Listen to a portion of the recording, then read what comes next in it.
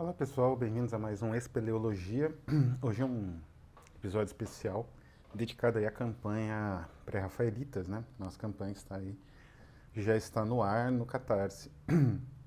Então hoje eu não vou fazer o sorteio, os livros já estão separados para o sorteio, já está demorando um pouquinho, mas é necessário o tempo para poder falar do tema de hoje, que é um tema bastante polêmico, que é justamente a polêmica existente em torno do livro verde, né?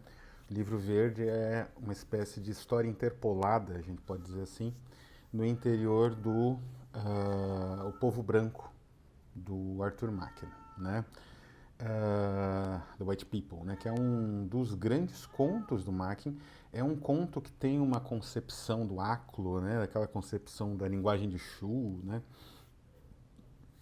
É um conto que tem uma concepção de, digamos assim, questões de linguagem corporal enfim, oral especialmente, mas também escrita, né? Também faz signos nos objetos, a personagem, né, do livro verde, que de uns pontos de vista, esse conto do Machen foi editado ali, foi lançado no início do século XX, né, em 1908, 1906, agora não tenho certeza, na coletânea Halls of Souls, que está em venda em versão facsímile pela Tartarus Press até hoje, né? É um carro-chefe da Tartarus Press, né? Da obra do Machen, junto do da Hill of Dreams, né? E o que que acontece? Então esse conto ele é essencial porque ele é muito pioneiro para, digamos assim, a estruturação daquele pensamento imaginário do próprio Lovecraft e do círculo dele. Tanto que o Lovecraft elogiava muito esse conto, né? Ele tem alta conta, né? A própria obra do Machen, mas ele tem esse conto, né? Tem especial apreço, porque é um conto que fala muito de coisas que não podem ser percebidas, descritas, que é difícil de explicar o que está acontecendo. É uma narrativa elusiva, né? Extremamente elusiva. Então você vai é uma narrativa contínua, né? É como se fosse um longo discurso em de fluxo de consciência, mas muito bem estruturado. E ele tem algumas marcas mnemotécnicas que fazem com que a narrativa vá e volte. É muito bem feito. É um material de gênio, realmente.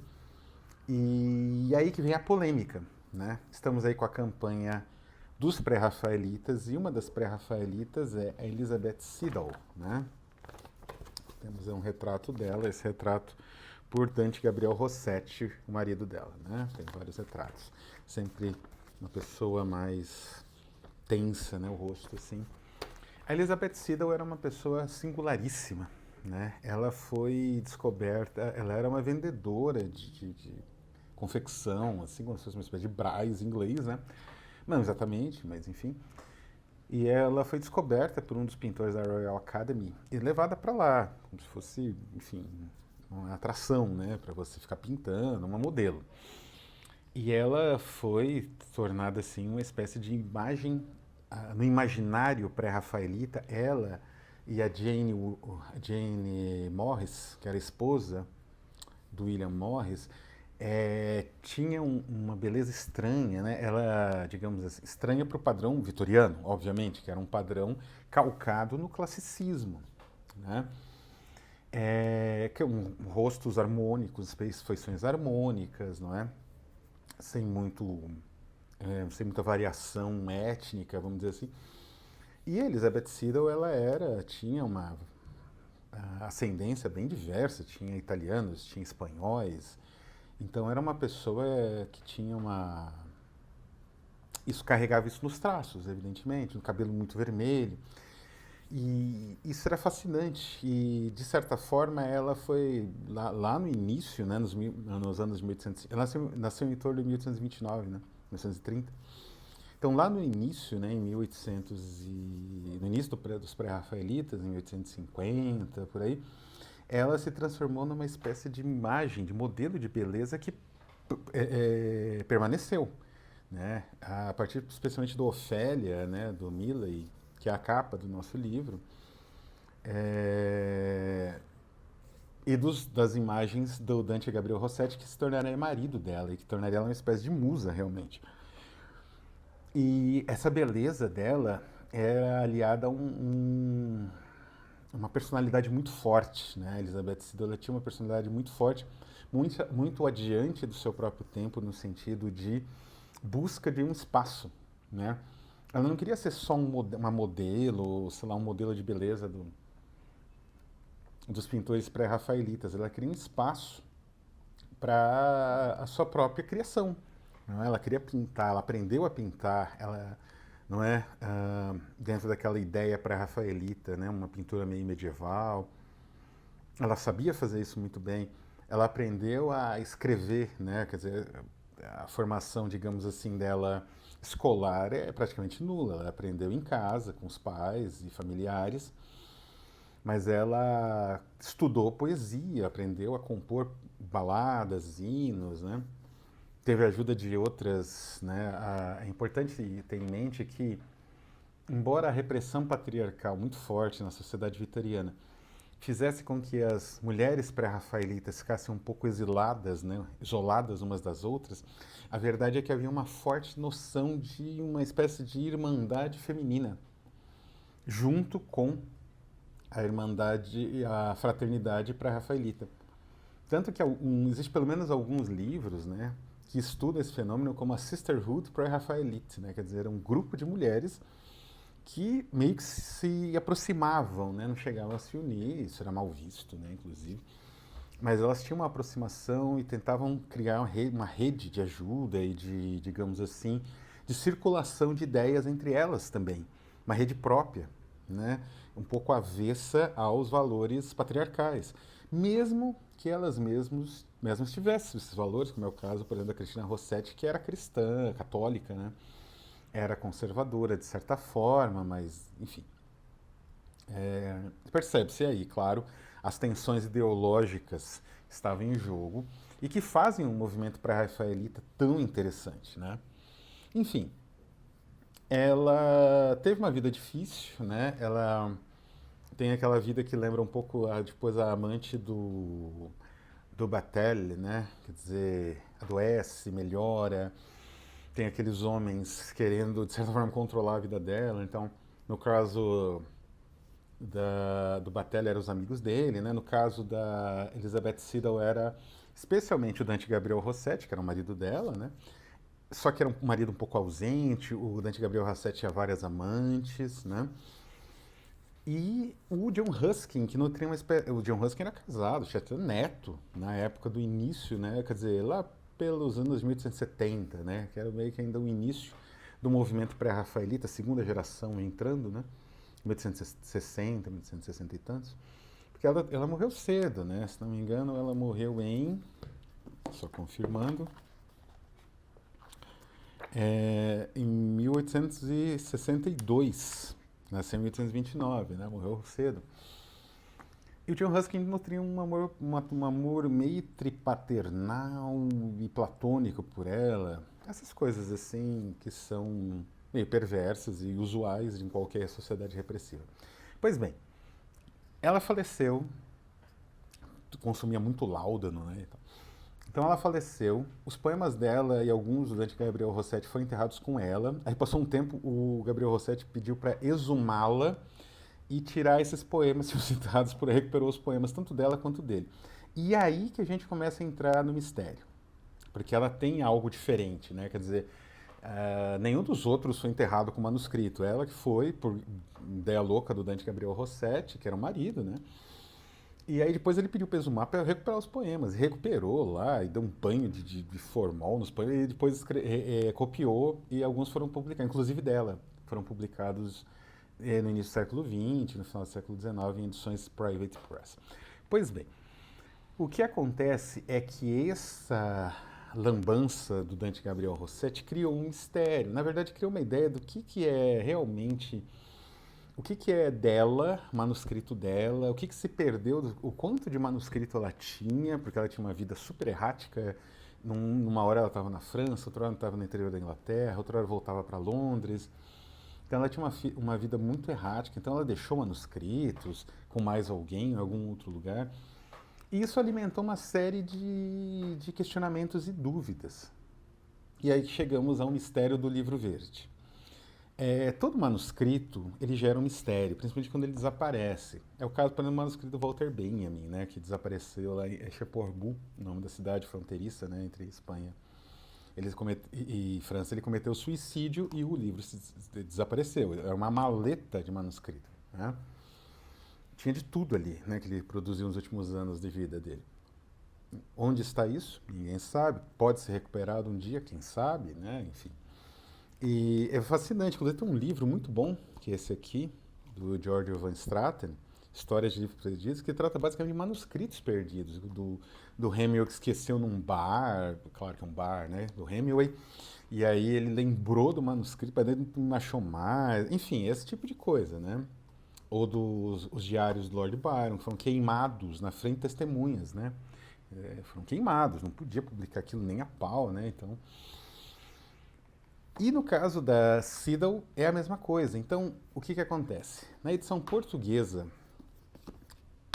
que é a nossa pequena bíblia aqui da editora, Os Pré-Rafaelitas, Antologia Poética, tradução de Helena Barbas, mas, como eu já mencionei, né, a ideia da coletânea, uma parte até da seleção, foi feita pelo Mário Cesarini, que estava fazendo a tradução e passou para ela por falta de tempo, né?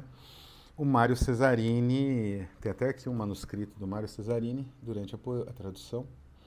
O Mário Cesarini é um importantíssimo poeta surrealista português. Ele também fez muitas coletâneas, né? Ele era um editor, né? Ele trabalhava muito com essa parte de editar livros em coletâneas, né? Principalmente coletâneas surrealistas. E o que acontece? Ele falou diretamente com ela e apresentou este texto aqui. Voltamos a ele. Né? Elizabeth Siddal a Alice Liddell, né?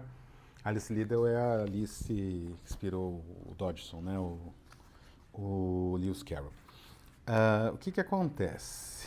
No final do capítulo da introdução, né, do capítulo destinado a Elizabeth Siddal, ela fala que esse material, eu vou deixar o link, ele está disponível justamente na revista da Universidade do México, são professores da Universidade do México, eles têm a ideia de que o livro verde foi escrito pela Elizabeth Siddal na sua adolescência.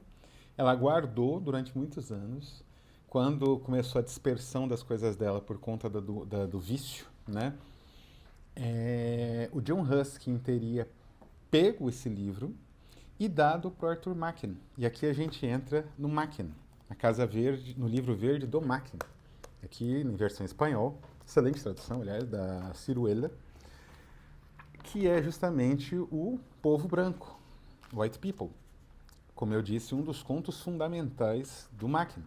Para quem não lembra desse conto, ou quem não leu, uma rápida sinopse que não é spoiler, ele é dividido em 3 partes. Uma introdução, que é um diálogo em estilo platônico, uma conclusão, que eu vou comentar um pouquinho melhor sobre ela depois, mas também sem spoiler, em que meio que se resolve o que foi lido, os caminhos simbólicos do que foi lido, e nisso tem muito de inspiração futura para o Lovecraft, né? Narrativas como o próprio ciclo de Cthulhu, né? Chamado de Cthulhu, tem muito de ressonância desse material do Machen. E tem o meio. O meio é justamente o livro verde. E é exatamente esse nome. Que é esse, aqui eu vou até mostrar um exemplo, esse fluxo de consciência sensacional, sem parágrafo praticamente, tem algumas quadrinhas no meio, né? Aqui, né? Começa aqui na versão espanhola, né? É um desafio aí para a tradução do nosso amigo Luiz, né? Ele vai fazer a tradução. E o que narra o livro verde? São as aventuras de uma garota entre os 12 e 16 anos, nas charnecas, enfim, nessas regiões ermas no interior da Inglaterra. E essa garota vai fazendo descobertas, guiadas pelos ensinamentos da sua antiga babá, né? Essa babá permaneceu com ela vários anos, depois desapareceu. E essa babá ensinava né, através de um método. É engraçado porque é um conto bem clássico, né, porque a parte inicial é um diálogo quase platônico e essa parte central é um relato bastante oral de transmissão do conhecimento ancestral, né, através da oralidade e através de histórias, de narrativas, de jogos, de formas de fixar essa oralidade. É muito bom, na verdade, é muito bem feito. Né?